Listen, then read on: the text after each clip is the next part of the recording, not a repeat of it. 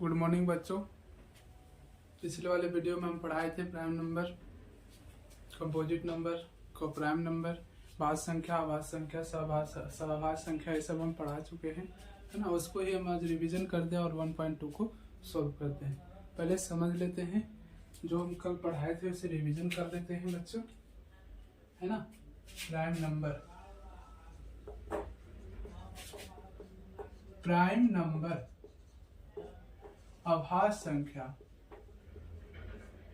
अभाज्य संख्या को एक और नाम से बोला जाता है, उसे हम रूढ़ संख्या बोलते हैं। क्या संख्या? रूढ़ संख्या बोला जाता है। ठीक है बच्चों। रूढ़ संख्या से होता क्या है बताए थे आपको। रूढ़ संख्या हम उसे कहेंगे जिसमें रूट फैक्टर आए, जो कि एक खुद का पहाड़ा में आए, एक वन का पहाड़ा में आए।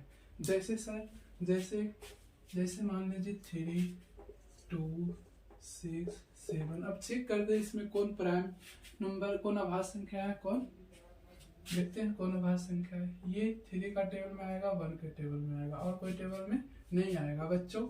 और ये 2 का टेबल में आएगा, 1 का टेबल में आएगा, और कोई पहाड़ा में आता है बच्चों? नहीं आएगा। ये 6 का टेबल किस किस पहाड़ा में आ सकता है? 3 का पहाड़ा में आएगा, 2 का पहाड़ा में आएगा, 1 का, 6 का, है ना बच्चों। तो ये 1 से ज्यादा फैक्टर बना रहा है ना सब, यानी कि दो, यही जो कह रहा है खुद का टेबल में, एक 2 का टेबल में आए, एक 1 का टेबल में आए, वही अभाज्य संख्या होगा बच्चों। अभाज्य संख्या आपको इसलिए समझाया जा रहा है कि आगे चलकर अभाज्य संख्या के बारे में ही क्वेश्चन पूछा जाएगा, तो आपको पता ही नहीं चलेगा अभाज्य संख्या है क्या, प्राइम नंबर है क्या, होता क्या है सर। तो ये क्या होता है, ये इसीलिए हम इसको ज्यादा बेहतरीन समझना होगा आपको। और ध्यान देते चले, हम समझाने के लिए हैं, हम पे बिलीव करें, हम पे विश्वास है ना। विश्वास कीजिए, हम हैं, आपका सारा सॉल्व करेंगे, सारी जो माइंड्स में प्रॉब्लम आएगी सबको दूर करेंगे। ठीक है बच्चों, कोई दिक्कत है? तो हम प्राइम संख्या, अभाज्य संख्या पढ़ लिए हैं। क्या क्या होता है अभाज्य संख्या में? तो 2 होता है, 3 होता है, 5 होगा, 7 होगा, 9 नहीं होगा, 11 होगा, 13 होगा, है ना। ऐसे डॉट डॉट आगे तक होगा। ठीक है, ये प्राइम अभाज्य संख्या के बारे में। इसके आगे 1.2 जब सॉल्व करेंगे ये संख्या हमें देखने को मिलेगी। जब अभाज्य संख्या गुणनखंड आपको बोला जाएगा उस समय अभाज्य संख्या का थोड़ा कंफ्यूजन होगा, इसलिए इसे हम अभी थोड़ा सा समझाते चल रहे हैं बच्चों। ठीक है, अब एक और संख्या पिछले वीडियो में पढ़ाए थे, composite number. Composite number, composite number को हम भाज्य संख्या कहते हैं। कंपोजिट नंबर को हम भाज्य संख्या कहते हैं, और इसका भी एक नाम है। इसका अभाज्य संख्या का क्या नाम एक और बताए थे? रूढ़ संख्या। इसका ये नाम एक और है यौगिक संख्या। क्या? यौगिक संख्या। इसका एक और नाम है बच्चों यौगिक संख्या। और इसको समझते हैं बच्चों, हम बताए थे कि जो जिसमें 2 ही फैक्टर, यानी कि जो एक खुद का पहाड़ा में आए और एक 1 का पहाड़ा में आए, वो अभाज्य संख्या होता है। और जो खुद के पहाड़ा में और 1 के पहाड़ा में उसके अलावा और अधिक आए, है ना, और भी टेबल पहाड़े में आ जाए, ये दोनों छोड़कर भी, जैसे अभी कुछ 6 लिए थे, 6 बताए थे, 2 का भी आता है, 3 का भी आता है, 6 का भी आता है, 1 में भी आता है ना। ये देखिए, तो खुद के पहाड़ों के अलावा दूसरे के भी पहाड़े में आ रहा है ना। ये 6 क्या है? भाज्य संख्या है ना। अब 6 हो गया, 8 हो गया, 10 हो गया, ये सभी क्या है? भाज्य संख्या है, क्योंकि 2 के भी आ रहा है, 4 के भी आ रहा है, 1 में भी आ रहा है, और 8 में भी आ रहा है, सब में आ रहा है ना। ये मतलब सब में नहीं, मतलब 2, 8 क्या कह रहा है? भाज्य संख्या। अभाज्य संख्या में क्या कह रहा है कि मैं जो हूँ ना, जो खुद के पहाड़ा में आऊंगा और एक 1 का पहाड़ा में आऊंगा। भाज्य संख्या क्या कह रहा है? मैं खुद के पहाड़ा में तो आऊंगा ही, है ना, मैं 1 के भी पहाड़े में आऊंगा ही, लेकिन और दूसरे पहाड़े में भी आऊंगा, तो वो दूसरे पहाड़े वाले जो आएंगे वो भाज्य संख्या कहलाएंगे बच्चों। अभाज्य संख्या में कोई दिक्कत है? चलिए इसका भी एग्जांपल हम लिख देते हैं। जैसे 4 हो गया, 5 हो गया, है ना, 6 हो गया, 5 नहीं होगा, 6 हो गया, 8 हो गया, 9 हो गया, 10 हो गया, ये सभी क्या है बच्चों? ये सभी भाज्य संख्या है। यानी कि भाज्य संख्या की सबसे छोटी संख्या क्या होगी? 4 होगी। क्या होगी? और अभाज्य संख्या की सबसे छोटी संख्या 2 है ना। अभाज्य संख्या 2 एक ऐसा संख्या है है ना। दो ऐसा सम संख्या है जो जिसे हम अभाज्य संख्या कहते हैं, है ना। अभाज्य संख्या में दो एक ऐसी संख्या है जिसे हम सम संख्या को हम अभाज्य संख्या भी कहते हैं बच्चों, ठीक है। एक और हम संख्या पढ़ाए थे आपको, को प्राइम नंबर, को प्राइम नंबर, को प्राइम नंबर, है ना बच्चों। देखिए को प्राइम नंबर को हम सह अभाज्य कहते हैं, सह अभाज्य संख्या, अभाज्य संख्या, ठीक है। सह अभाज्य संख्या कहता है ना ऐसा दो संख्या हो, है ना, ऐसा दो संख्या हो जिनका एचसीएफ एक आए। एचसीएफ कितना है बच्चों, एक हो, जिसका एचसीएफ एक हो, यानी कि एचसीएफ बराबर इक्वल 1, समझ गए ना, एचसीएफ इक्वल 1, है ना। जैसे आप 2-3 का अभाज्य 2-3 का हम भाग विधि द्वारा निकालते हैं बच्चों कि इसका एचसीएफ कैसे आता है, तो 3 से डिवाइड दिए कितना होगा, है ना, तो 2 1 जा 2 और 2 2 एक कम 2 और फिर यहाँ पर घटाएंगे, फिर 1 से डिवाइड देंगे इसको, तो 1 दूना 2 कट गया, कितना आया एचसीएफ। अब जिससे जो भाजक से पूरा कट जाए वही तो एचसीएफ होता है बच्चों, पढ़ाए थे ना कि ये जो है 1 एचसीएफ आया इसका, यानी कि ऐसी 2-3 संख्या है ना, इसको हम एचसीएफ बोल सकते, इसको सहअभाज्य संख्या बोला जाता है, सहअभाज्य संख्या। यहाँ तक कोई दिक्कत है, कल हम इसके बारे में चर्चा कर दिए थे, है ना। दो एक ऐसी सम संख्या है जिसे हम अभाज्य संख्या कहते हैं, दो जो है अभाज्य संख्या की सबसे छोटी संख्या है, 4 जो है भाज्य संख्या की सबसे छोटी संख्या है बच्चों, कोई दिक्कत है। चलिए हम आगे चलते हैं, अंकगणित के आधारभूत, है ना, अंकगणित के आधारभूत।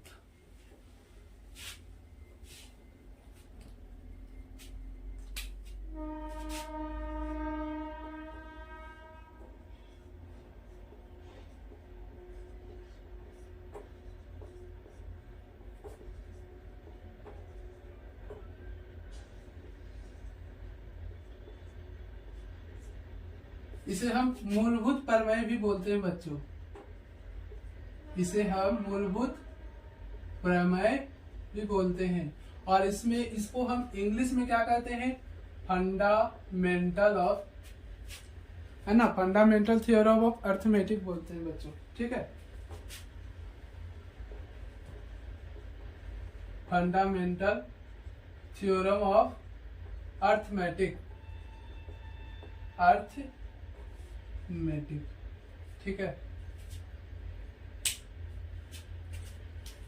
ठीक है बच्चों। इसके बारे में समझना है, प्रत्येक भाज्य संख्या को अभाज्य संख्या के गुणनफल के रूप में केवल एक ही रूप में व्यक्त किया जा सकता है। क्या कह रहा है, प्रत्येक भाज्य संख्या को अभाज्य संख्या में, है ना, केवल एक ही रूप में व्यक्त किया जा सकता है ना, और गुणनखंड के क्रम को छोड़कर, ठीक है बच्चों। तो आज समझते हैं क्या होता है,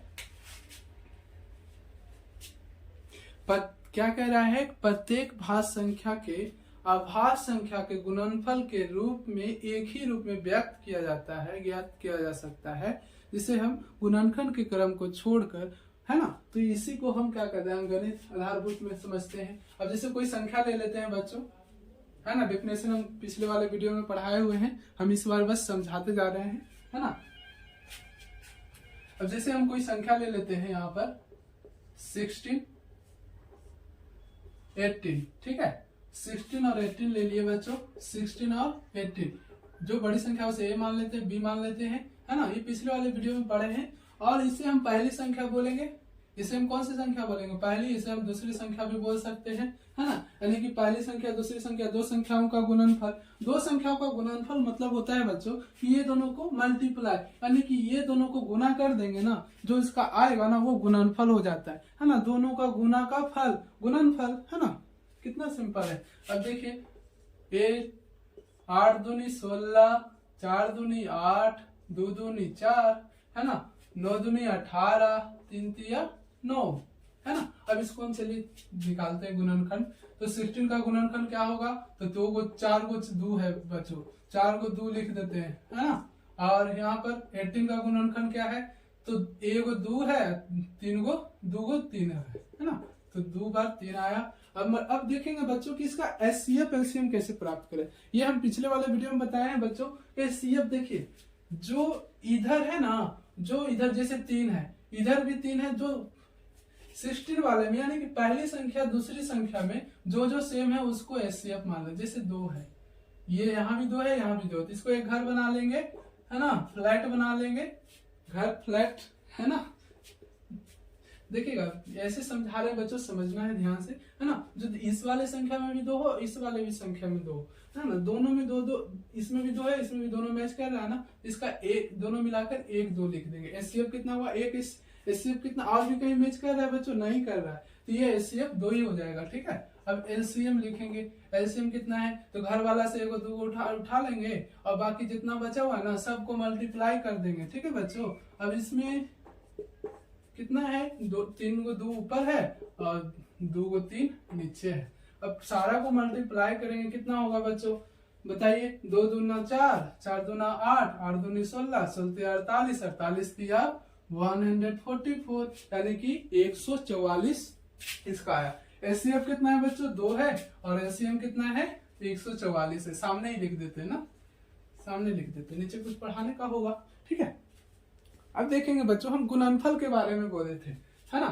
तो गुणनफल बोले थे 16 18, है ना, यानी कि ये दोनों का गुणनफल, यानी कि ये दोनों का गुना, यानी कि इसको हम ऐसे बोल सकते हैं, या मतलब समझिए a इंटू बी, यानी कि 2 संख्याओं का गुणनफल। यहाँ पर ऐसे लिखेंगे 2 संख्याओं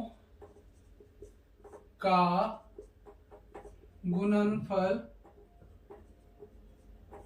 इक्वल, इसके इक्वल क्या आना चाहिए बच्चों, तो ये आना चाहिए एलसीएम इंटू एचसीएफ। क्या आना चाहिए, एलसीएम इंटू एचसीएफ। तो हम यहाँ पर एलसीएम इंटू एचसीएफ लिख देते हैं। अब बताइए बच्चों, दोनों को गुना का फल, ये दोनों का गुना का फल कितना आएगा, ये दोनों का गुना का फल। देखिए 2 अंक को जब मल्टीप्लाई करना होता है तो उसे भी हम सीख लेते हैं, और ये सभी चीजें जो है बच्चों रफ में ही बनाएंगे, है ना, रफ में बनाएंगे। ठीक है, अभी हम बस आ रहे हैं, बस बुक में ही आएंगे, 1.2 में आएंगे। ठीक है बच्चों, अभी देखिए एलसीएम से पहले हम एलसीएम को मल्टीप्लाई कर लेते हैं। तो एलसीएम कितना है, एलसीएम है 144 और एचसीएफ कितना है 2 है। इसका कितना वैल्यू आया बच्चों, इसका कितना आया, तो 100, है ना, तो 4 2 जा 8, 4 2 जा 8, 288, है ना बच्चों। तो इधर भी 288 आना चाहिए, है ना, इधर भी 288 आना चाहिए। अब सर ये 16 18 को मल्टीप्लाई करना है, तो जल्दी में कीजिए ना, क्या देर करना है ना, आज सीख लेते हैं जल्दी में मल्टीप्लाई करने के लिए। एक बार में मल्टीप्लाई हो जाएगा बच्चों। पहले क्या करेंगे, है ना, पहले थोड़ा सा इरेज कर लेते हैं सबको ढंग से और सीखते जाएंगे, है ना। चलिए बच्चों देखिए 16 है और 18 को मल्टीप्लाई करना है 2 अंकों में।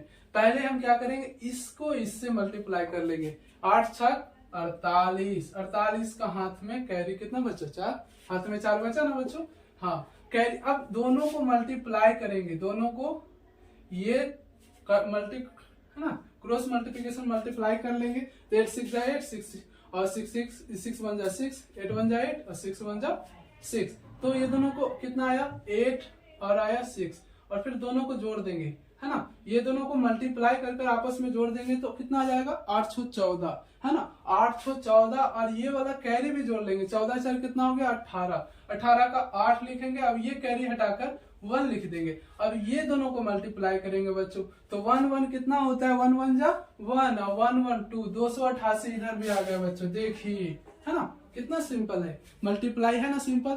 फिर से समझाते हैं, अब कोई और संख्या ले लेते हैं बच्चों। मल्टीप्लाई देखिए कितना इजी है ना। यहाँ पर हम 4 2 ले लिया, बड़ी संख्या है, ठीक है। अब पहले क्या कहे, हम इससे मल्टीप्लाई करेंगे, तो 2 2 जा 4 हो गया, है ना, कोई दिक्कत। अब क्रॉस मल्टीप्लिकेशन लड़ाई गुना करेंगे, 4 2 1 जा 2 और 4 2 जा 6, और दोनों को जोड़ देंगे, 6 और 2 8, 8 का 8 लिख देंगे, और फिर इसको ऐसे मल्टीप्लाई करेंगे। बताइए 4 1 जा 4 ही होगा, यानी कि 484। ठीक है बच्चों, कोई दिक्कत है, कोई दिक्कत नहीं है, ठीक है। अब नेक्स्ट आगे बढ़ते हैं। यहां तक समझ में आया आपको। देखिए इससे भी हमको कंसेप्ट में मिस्टेक हो गया, है ना, थोड़ा सा मिस्टेक हुआ है। अब जैसे देखिए 2 2 जा 4 यहाँ पर लिखे, है ना, 2 2 जा इससे मल्टीप्लाई किए और 2 1 जा 2 और फिर इससे इसको मल्टीप्लाई किए 4 2 जा 8 8 2 10 हो गया। 10 का 0 हाथ में कैरी बचेगा। ठीक है बच्चों, थोड़ा सा मिस्टेक हुआ है इसमें। और फिर इसको 4 1 जा 4 इसे मल्टीप्लाई करेंगे 4 1 जा 4 और 4 और 1 कितना होता है 5, है ना। अब आपको इसे लॉन्ग सिस्टम से करना है तो घर पे करके देखेंगे और ये 504 आता है कि नहीं ये चेक करेंगे। आप घर पे और 2-4 सवाल लेकर ऐसे मल्टीप्लाई करने के लिए सीखेंगे तो आपका क्या होगा, कैलकुलेशन इजी होगा, है ना, और जल्दी बना पाएंगे। ठीक है, कोई दिक्कत है यहाँ तक? देखिए हम इतना तक यहाँ ये सब पढ़ाए हैं। एलसीएम दो संख्याओं का गुना का फल जो है गुणनफल, है ना, इसको इक्वल इतना होता है। इसका कोई मकसद है मेरा कि इस पे एक कंसेप्ट बनाने जा रहे हैं। ठीक है बच्चों, तो कंसेप्ट बनाएंगे तो उससे पहले हम कुछ झलक दिखाए आपको कि कैसे क्या बनाना है। डायरेक्ट आपके सामने कंसेप्ट लाते तो आपको नहीं समझ में आता, है ना। कोई दिक्कत है?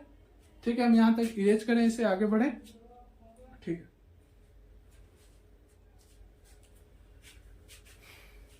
देखिए बच्चों, ये जो हम लिखे हैं संख्या, दो संख्याओं का गुणनफल इक्वल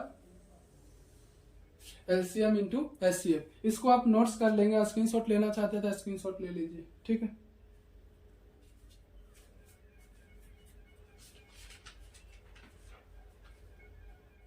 ठीक है बच्चों, चलिए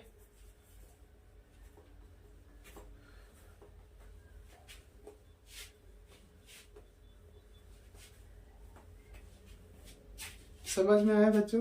देखते जाइए समझ में। क्या बोले हम कि दो संख्याओं, है ना, दो संख्याओं का गुणनफल इक्वल एचसीएफ इंटू एलसीएम। ठीक है, अब इसको आप नोट्स कर लेंगे बच्चों, इसे आप ध्यान देंगे। हम इसलिए पढ़ा रहे हैं ना बच्चों कि ये सब आपको सब, है ना, जो भी पढ़ा रहे हैं आपको तोड़ कर सिखाया जा रहा है। एलसीएफ कैसे आया सर, है ना, तो दोनों संख्याओं का गुणनफल इक्वल एलसीएफ। अब आपसे कोई पूछ देगा सर हमको एलसीएम इक्वल क्या होता है ना, एलसीएम का वैल्यू, एलसीएम सब कुछ दिया रहेगा, ये संख्या दिया रहेगा, दो संख्याओं का गुणनफल दिया रहेगा, एचसीएफ दिया रहेगा। सर एलसीएम नहीं दिया रहेगा तो कैसे करेंगे? तो एलसीएम नहीं दिया रहेगा बच्चों, एलसीएम नहीं दिया रहेगा तो आप क्या करेंगे, यहाँ पर लिख देंगे दो संख्याओं का गुणनफल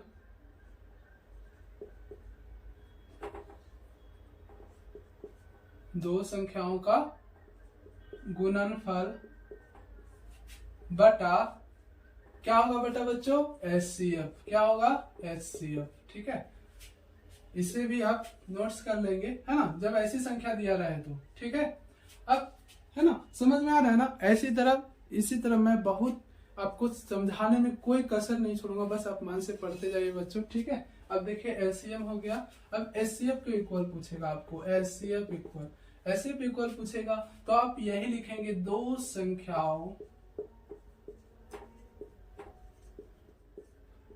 संख्याओं का गुणनफल बटा एलसीएम, है ना बच्चों। यहां तक कोई दिक्कत है ना? ये कंसेप्ट ध्यान देते जाएंगे, आपको आगे समझाते जा रहे हैं। ठीक है, कोई दिक्कत है ना। दो संख्याओं का गुणनफल बटा एलसीएम, इसको इंग्लिश में हम ए बी लिख सकते हैं। ठीक है, यानी कि ए बी का एचसीएफ होना चाहिए, जिसका जो संख्या उसी का एचसीएफ होगा, इसका भी ए बी का एचसीएफ होगा, है ना, ए बी का एचसीएम होगा, यहाँ भी ए बी का एचसीएफ है बच्चों, है ना, यानी कि ए बी ऑफ एचसीएफ। ठीक है, ए बी ऑफ एचसीएफ यानी कि ए बी का एचसीएफ, पहली संख्या दूसरी संख्या का एचसीएफ। ठीक है, कोई दिक्कत है? मेरा पूरा ध्यान है बच्चों इंग्लिश हिंदी दोनों को समझ में आए, इंग्लिश सीबीएसई बोर्ड वाले को भी और हिंदी वाले को, है ना। सीबीएसई वाले बोर्ड वाले वो कहीं भी पैसे देकर पढ़ सकते हैं, लेकिन जो जिन्हें पैसे ट्यूशन का फी नहीं है उन्हें पढ़ाने के लिए मेरा ज्यादा मकसद रहता है, उन्हें ज्यादा सिखाया जाता है, क्योंकि मैं उस स्थिति से गुजर चुका हूँ, है ना। आपको जरूरत है ना, तो आप जरूर मेरे वीडियो को पढ़िए, लेकिन मेरा एक ही काम कीजिए, बस शेयर कीजिए बच्चों, उन गरीब बच्चों को, ताकि उन्हें सहायता हो। ठीक है बच्चों, ठीक है।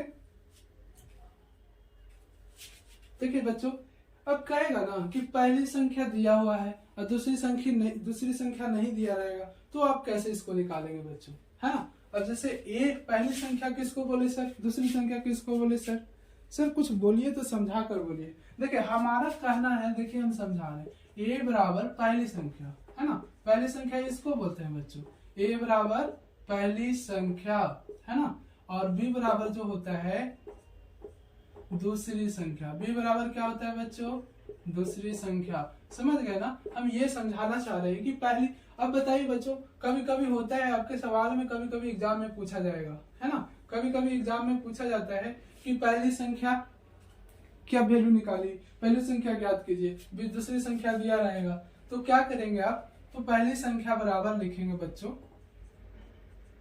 पहली संख्या नहीं पूछेगा, पहली संख्या नहीं दिया रहेगा तो पहली संख्या ज्ञात करने के लिए बोलेगा, तो पहली संख्या बराबर HCF गुना LCM बटा दूसरी संख्या।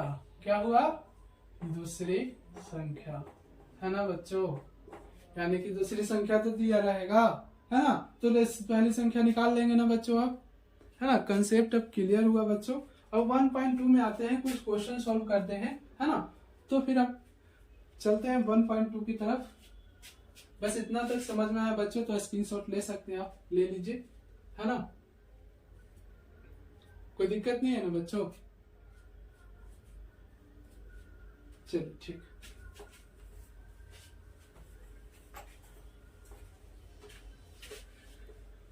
अब 1.2 की तरफ आते हैं। आधारभूत का फंडामेंटल थ्योरम ऑफ अर्थमेटिक हम जानेंगे क्या होता है, कैसे क्या बनता है, अब ध्यान से देखते चलेंगे आगे, है ना। जो क्वेश्चन समझ में नहीं आए बच्चों, उस क्वेश्चन के बारे में अब कमेंट कर सकते हैं, है ना, उसको हम फिर से सॉल्व करेंगे और फिर से आपको बेहतरीन समझाकर। एक्सरसाइज 1.2 क्लास 10, है ना, 1.2 प्रश्नावली 1.1.2 में चले आए हैं बच्चों। अब देखिए 1.2 में क्वेश्चन क्या कह रहा है, निम्नलिखित संख्याओं का अभाज्य गुणनखंड, है ना। चलिए हम क्वेश्चन लिख लेते हैं, है ना। निम्नलिखित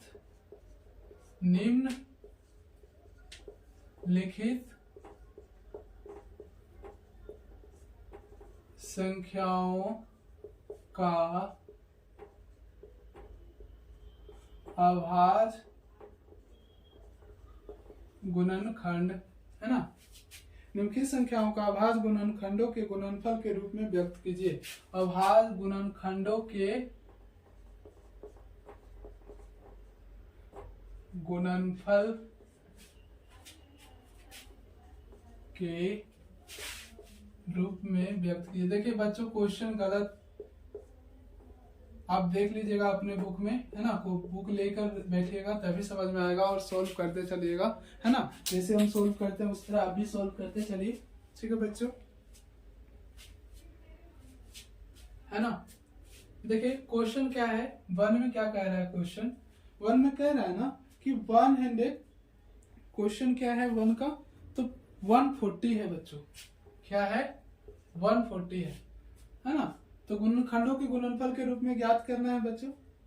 तो देखते हैं क्वेश्चन, देखिए कुछ मिस्टेक भी हो सकता है तो वो आप अपने बुक में देख लेंगे, है ना, कोई दिक्कत है।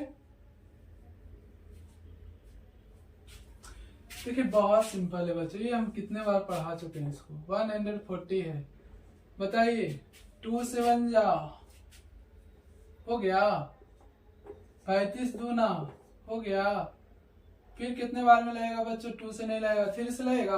देखिए बच्चों एक चीज इसमें हम डॉट रह गया है इसमें, है ना, तो इसमें क्या समझना है आपको, तो देखिए क्या समझना है आपको, ध्यान से देखते चलते हैं।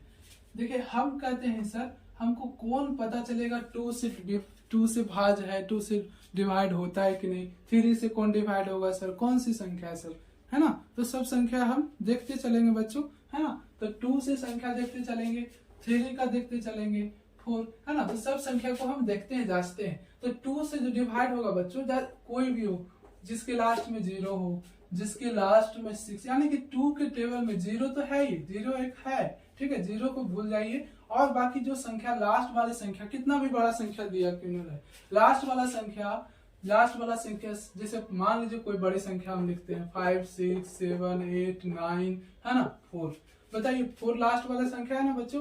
अब 2 से 4, 2 का टेबल में 2 का पहाड़ा में 4 आता है ना बच्चों, तो ये पक्का डिवाइड 2 से होगा। ठीक है, 2 वाला समझ में आया। अब 3 वाला समझते हैं बच्चों, 0 वाला भी डिवाइड होगा है ना, ये भी कोई दिक्कत नहीं है। अब आगे बढ़ते हैं 3 वाले में, है ना, हम इसलिए समझा रहे हैं क्योंकि ये सब में बहुत जरूरत पड़ेगी बच्चों।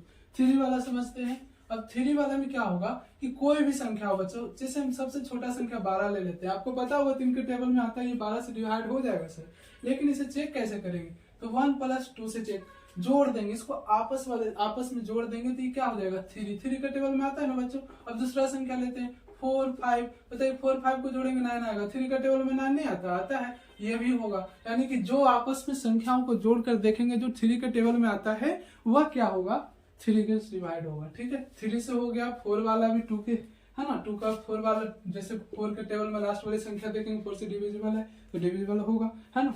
तो समझ जाइए 4 हो गया, 5 हो गया। 5 वाला 5 क्या कहता है बच्चों, 5 यह कहता है ना कि जैसे कोई भी संख्या है 2 6 0 है ना, कितना बड़ा संख्या 0 है ना लास्ट में, हाँ होगा डिवाइड। अब जैसे 2 5 6 7 5 है, लास्ट में जो 5 आ रहा है बच्चों, लास्ट में जो 5 आ रहा है वो 5 से डिविजिबल है ना, यानी कि 5 उससे डिवाइड होगा जिसके लास्ट में 5 हो या 0 हो। ठीक है, कोई दिक्कत नहीं है ना, कितना सिंपल है सब, बस समझते जाइए बच्चों, है ना।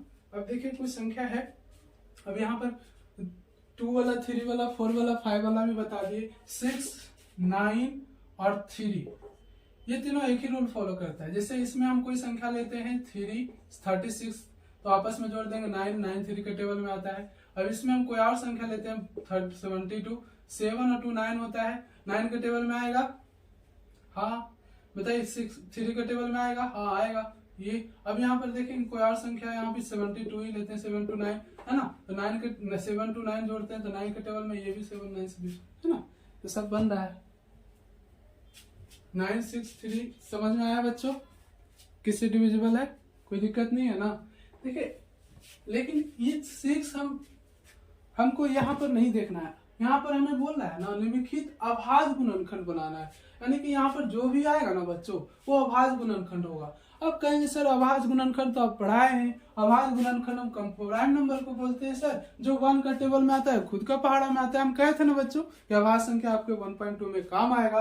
देखिए काम आया कैसे, 1 को क्या क्या बताया था अभाज्य गुणनखंड, 2 3 है ना, 5 7, फिर क्या बताए थे बच्चों, तो 9 नहीं होगा, 8 नहीं होगा, 10 नहीं होगा, 11 होगा, 13 होगा, 19 होगा, है ना, और भी होंगे 23 होंगे, है ना, तो डॉट डॉट बहुत है। अब यही सब संख्या अभाज्य गुणनखंड है बच्चों, अभाज्य है, यही अभाज्य संख्या है जो यहाँ पर खोज रहा है हमसे। ठीक है, तो अभाज्य हमको ये देखना है कि सबसे पहले संख्या हम जब भी हम इसको गुणनखंड निकालेंगे, जैसे 140 का गुणनखंड निकालेंगे बच्चों, 140 का गुणनखंड निकालेंगे, सबसे पहले हमको सोचना है कि 2 से देना है, तो 2 से नहीं आएगा तो 3 से देंगे। जैसे 2 से दिए तो ये सर कट गया, 72 जा 140 होता है, और 2 से करेंगे तो 35 दूना 70 होता है। फिर यहाँ पर अब 2 से आएगा बच्चों, नहीं आएगा, तो 3 से चेक कर लेते हैं सर।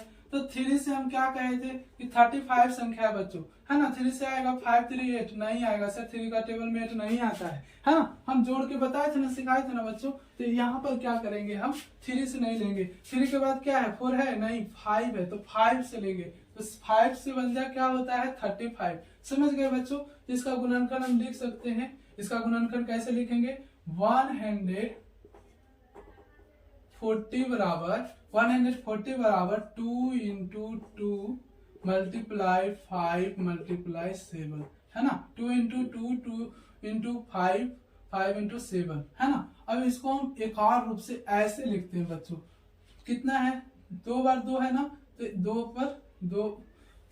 पर 2 घात 2 लगा देंगे, है ना, जितना बार 2 होगा उतना बार घात लगाएंगे, है ना, मल्टीप्लाई 5 इंटू 7, ऐसे बनता है बच्चों। ठीक है, ये लिख दीजिएगा तो आपका आंसर जो है नंबर एकदम कोई काटने वाला नहीं है। जो घात बनाकर लिख देंगे ना बच्चों तो ये नंबर आपको कोई नहीं काटेगा, लेकिन इसमें कोई गैराहा मास्टर होता है बच्चों, ऐसे मुझे अभद्र भाषा नहीं निकालनी चाहिए। लेकिन बच्चों ये बताइए, उन्हें बोलना गलत भी नहीं है। अब बताइए बच्चों जो मेहनत करते हैं, पढ़ते हैं इतना बच्चों, अब वो आंसर सही इतना भी लिख रहे हैं तो उसको गलत करना वो कैसा मास्टर होगा? आप ही कमेंट में जवाब दीजिएगा बच्चों, कैसा मास्टर होगा जो ये लिखना इसको गलत मानता है। इसलिए आपको ये आंसर, वो आंसर की लेके बैठते हैं और वो सीधा साइन कर गुड गुड करते चले जाते हैं। जिसका आंसर इसमें मिल गया, अब आंसर यही आता है, आंसर की में यही आता है ना। ये भी गलत नहीं है बच्चों, ठीक है। चलिए हम ज्यादा बात नहीं करते हैं, आगे चलते हैं, ठीक है। अब नेक्स्ट क्वेश्चन क्या है बच्चों, है ना। नेक्स्ट क्वेश्चन है 156। 156 है बच्चों, ठीक है। दूसरा क्वेश्चन ले लेते हैं, ठीक है। 156 बस समझ जाइए बच्चों। अब बताइए 156 2 का डिवाइड होगा ना? हाँ, 2 का टेबल में आता है सर 6, 2 से होगा, है ना। तो 2 से कैसे होगा बच्चों? तो 7 2 जा 14, यहाँ 1 बच गया 16, 8 2 जा 16 हो गया। अब 2 से डिवाइड है? हाँ सर 2 से है ना। 3 2 जा 6, 9 2 जा 18। अब होगा बच्चों? नहीं होगा। बताइए 3 से होगा? हाँ 3 से होगा सर, 39। अब तो सब आवाज गुणनखंड, अब आवाज संख्या आ गया सर। 13 आवाज संख्या है जो कोई टेबल में नहीं, सिर्फ 1 का और खुद का टेबल में आता है सर। तो खुद का टेबल में आता है तो वैसे ही छोड़ दीजिए, जैसे ही आवाज संख्या है वैसे ही छोड़ दीजिए। अब इसको लिखिए 166 इक्वल 2 मल्टीप्लाई 2 गुना, है ना, 2 गुना 2 3 गुना 13, है ना। अब इसको हम क्या कहते हैं बच्चों? घात। जितना संख्या है, जैसे 2 बार आया तो 2 को घात 2 लगा देंगे, गुना 3 गुना 13, ठीक है बच्चों। कोई दिक्कत है ना? आप घर पे भी बनाएंगे, खुद बनाएंगे, ठीक है। स्क्रीनशॉट ले लीजिए, ठीक। आगे बढ़ते हैं, है ना। ये सब संख्या को सब बच्चों बहुत हार्ड समझते हैं, है ना, लेकिन बहुत इजी है। आपको अभी पढ़े होंगे तो पता चल रहा होगा बच्चों कि बहुत इजी सर, बहुत इजी है, पढ़ने में मजा आ रहा है सर, ठीक है, बहुत अच्छा। देखिए एक और संख्या है क्या बच्चों? 3825 है ना। प्रश्नावली 1.1.2 का 3825 है बच्चों। अब 3825 का आवाज गुणनखंड निकालते हैं, ठीक है। 3825 को हम सबसे पहले देखिए 2 से आएगा नहीं, लास्ट में 5 है सर। 3 से आता है कि नहीं चेक कर लेते हैं, है ना। 3 + 8 + 2 + 5 कितना हो गया? 8 3 11, 11 2 13, 13 5 18, यानी कि 3 से डिवाइड है ना। तो 3 से देंगे तो कितना होगा? 12 3 36, यहाँ कितना बच गया? तो 2 और 22, तो 7 21, यहाँ पर हो गया बच्चों 1, 5 15, है ना। तो ये अब फिर हम इसे 3 से आएगा, हाँ देखेंगे तो 7 2 9 1 10 और 10 5 15 3 से आता है ना। तो 6 दूनी 12, नहीं 6 दूनी 4 तिया 12 होगा बच्चों, और 25 तिया 75, है ना। फिर 5 बार 3 बार में नहीं आएगा, अब 3 बार में आएगा। 4 2 6 5 11 होता है, तो इसे 5 बार में लगाएंगे बच्चों। 5 बार में 8 5 40, अब 5 25, फिर 5 बार में लगता है बच्चों, हाँ लास्ट में 5 है तो 5 बार में लगेगा सर। लगेगा तो कैसे लगेगा सर? तो देखेंगे यहाँ पर एक बार में 5 लगाए, फिर 3 आया, 7 5 35, है ना। इसका गुणनखंड क्या है बच्चों? देख लेते हैं।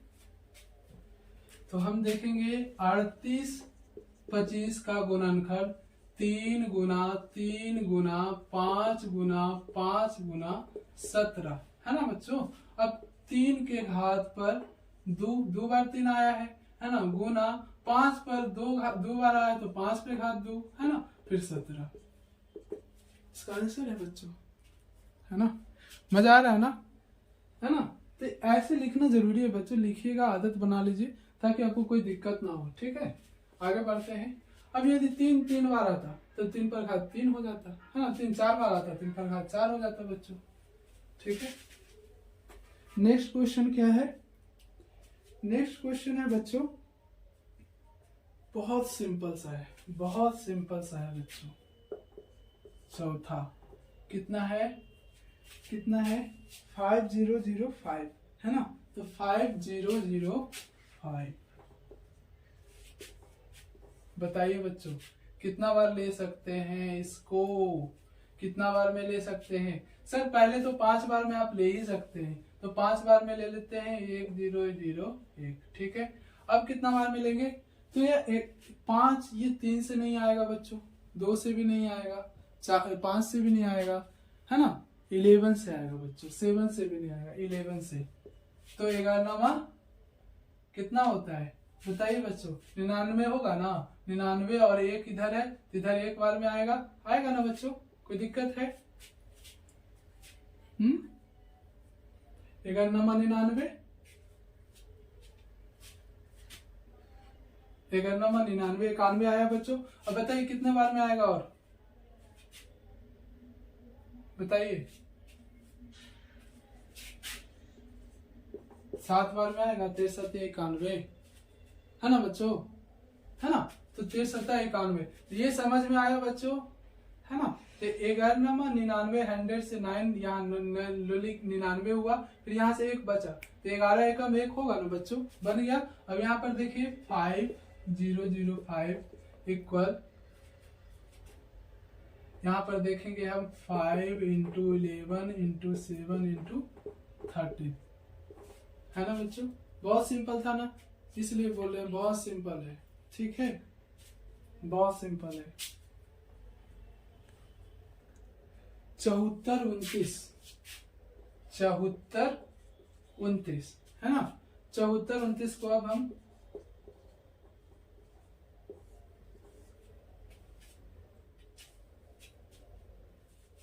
तो ये 11 बार में नहीं, डायरेक्ट अब 17 बार में होगा। 17 चौका 68, है ना, 68 हो गया। यहाँ पर 8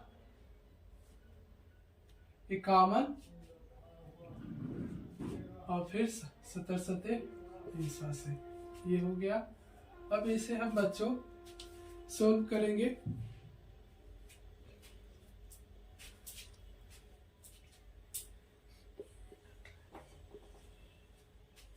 ये भी ज्यादा हार्ड नहीं था बच्चों, है ना, लेकिन इसे सोल्व करने पर आप डिविजिबल देखकर इसका कोई नहीं होता भाज, है ना। इसको भाज नहीं ढूंढना है, इसे खुद आप डिवाइड कर मल्टीप्लाई कर इसे बना सकते हैं। ये 11 तक हो सकता है, ठीक है दोस्तों, जहां तक था हम पढ़ाए हैं, ठीक है। अब यहाँ पर 74 29 इक्वल, इसका क्या होगा भाज गुणनखंड? 17 19 23, ठीक है। यहाँ तक कोई दिक्कत है बच्चों? अब दूसरा नंबर 1.1.2 का 1.2 का दूसरा क्वेश्चन बना रहे हैं बच्चों। 1.2 का दूसरा क्वेश्चन।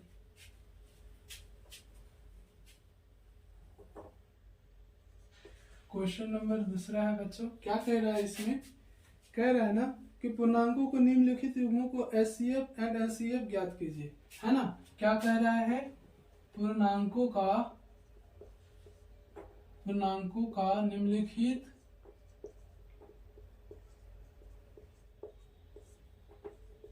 रूप में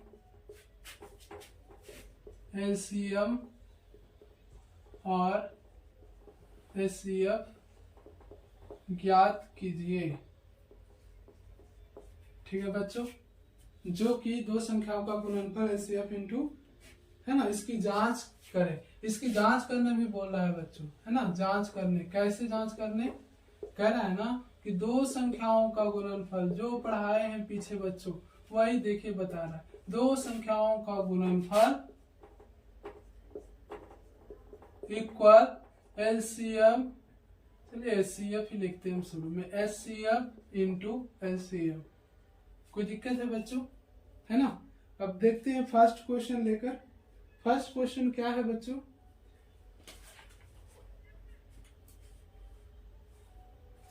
फर्स्ट क्वेश्चन है 2691। क्या है? 2691। 26 और 91, ठीक है बच्चों। चलिए पहले 26 को रफ में बनाकर देखते हैं क्या होगा। 2 बार में लगेगा, हाँ सर लगेगा। 13 दूनी 26, ये तो लास्ट ही है ना। आवाज गुणनखंड आ गया। अब देखिए 91 का निकालते हैं। 91 का तो कितने बार में आएगा? तो 13 7 91 सर, ठीक है। तो दोनों का आवाज गुणनखंड लिख लेंगे। 26 का आवाज गुणनखंड क्या होगा? 2 गुना 13, और 91 का आवाज गुणनखंड क्या होगा? 2 गुना तो 7 गुना 13। ठीक है बच्चों। अब देखिए दोनों में HCF हमको निकालना है बच्चों। तो HCF कैसे निकलेगा हम बताए थे बच्चों। HCF कैसे निकलेगा?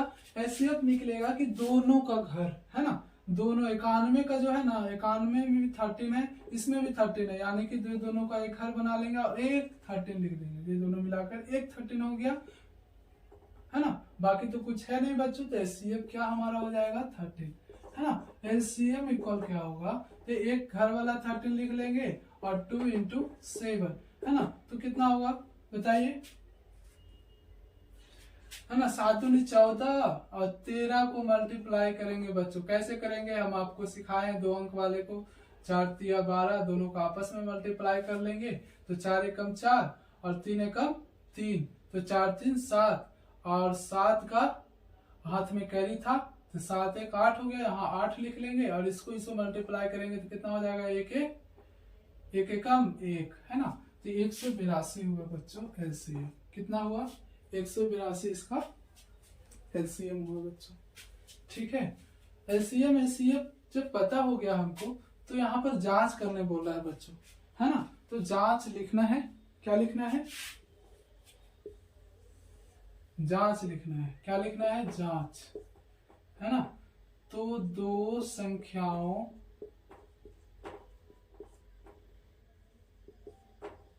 का गुणनफल बराबर HCF इंटू LCM। ठीक है। दो संख्याओं का गुणनफल कितना है? तो दो संख्याओं को गुना करेंगे तभी ना आएगा। हाँ सर आएगा। देखिए 26 इंटू 91 इक्वल लिखेंगे यहाँ पर क्या? तो LCF कितना है हमारा? HCF 13 है, मल्टीप्लाई 182, मल्टीप्लाई 182। 26 91 का मल्टीप्लाई करने सिखाए थे बच्चों। यहाँ पर देख लेते हैं 26 और 91 का मल्टीप्लाई करना है। तो क्या करेंगे? इससे इसे मल्टीप्लाई करेंगे, 6 एकम 6 और फिर दोनों को आपस में करेंगे तो 2 और इधर 9 छक 54, 54 2 कितना होता है? 56, 56 का 6 हाथ में 5 है ना। अब इसको 9 दूनी 18, 18 5 कितना होता है बच्चों? 23 होता है, यानी कि 2366 इधर होगा। 2366 है ना बच्चों। कोई दिक्कत है?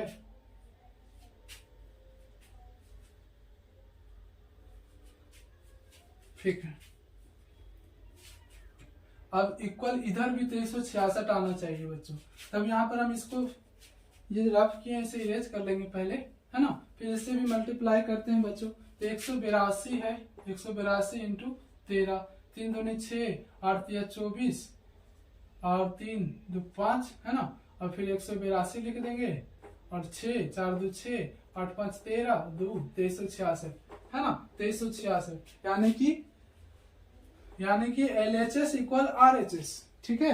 LHS इक्वल RHS है ना बच्चों। लिख देंगे, प्रूव हो गया है ना।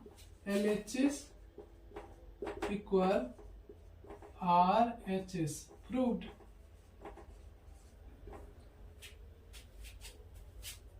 है ना सिंपल।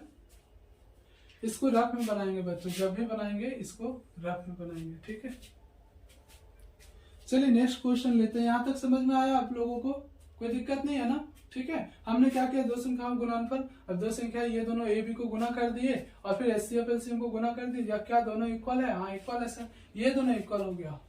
आपका प्रूव हो गया क्वेश्चन। ठीक है। जांच करने बोल दिया। अब दूसरा क्वेश्चन लेते हैं बच्चों, है ना। दूसरा क्वेश्चन लेते हैं।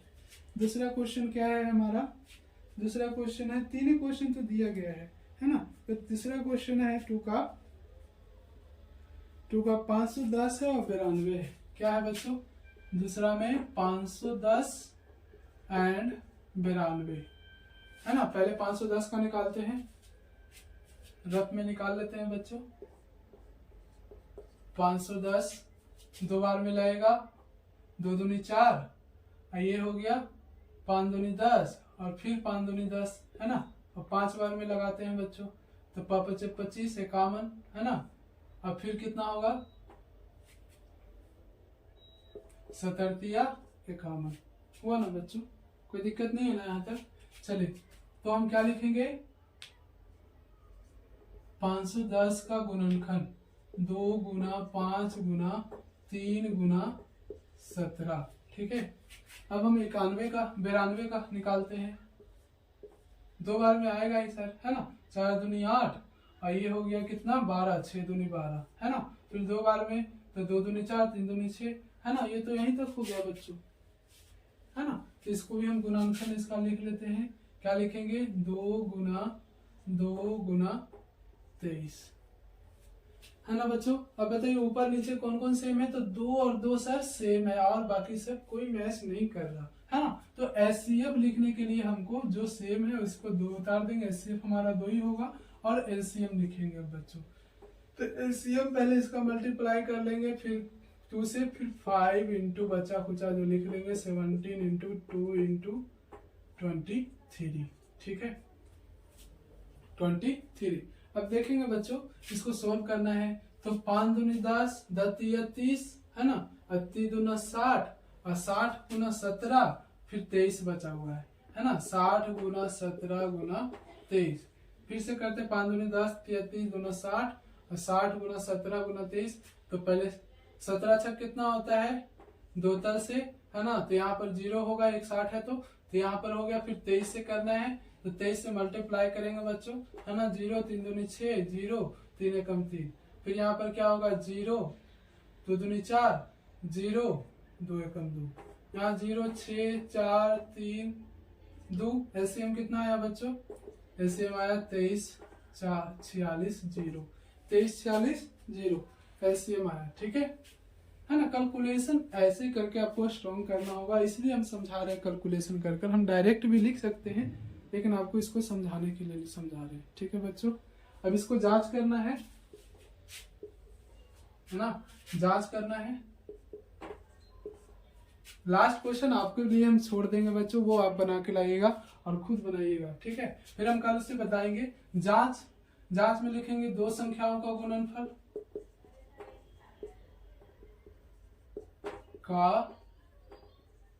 गुणनफल इक्वल HCF इंटू LCM। 2 संख्याओं का गुणनफल कितना है बच्चों, तो 510 गुना 92, है ना, इक्वल HCF कितना है तो 2 है और 23 46 0 है, ठीक है 23 46 0 है। 510 गुना 92 करना है बच्चों, तो 510 गुना 92 कर लेते हैं, है ना। तो 0 हो गया, 2 कम 2 हो गया, 5 दूनी 10, है ना। 0 हो गया, 9 कम 9 हो गया, 9 बचे 45, 0 2 है, 2 लिखेंगे, 9 लिखेंगे, 6 लिखेंगे, 4 लिखेंगे, 46 920 आ रहा है, ठीक है 46 920। अब इसको भी मल्टीप्लाई करते हैं बच्चों, 0 6 2 जा 12 का 2, 4 दूनी 8 है, 9 3 दूनी 6, 2 दूनी 4, 46 920, यानी कि LHS इक्वल RHS। प्रूवेड हो गया बच्चों, सत्यापित हो गया, है ना, सत्यापित हो गया बच्चों, ठीक है। बाएं पास इक्वल है तो सत्यापित हो गया, है ना। यहाँ तक धन्यवाद, है ना बच्चों। देखिए हम कुछ कहना चाह रहे हैं, जब पिताश्री या आपके मम्मी या आपके पिता या आपके भाई कोई डांटते हैं तो उसे आप गलत नहीं लीजिए, उसे आप सही लीजिए और पढ़िए मन से, है ना। जरूरी है पढ़िए, और पढ़िएगा तभी कुछ होगा, आप ही के लिए भलाई के लिए बोल रहे हैं, है ना बच्चों।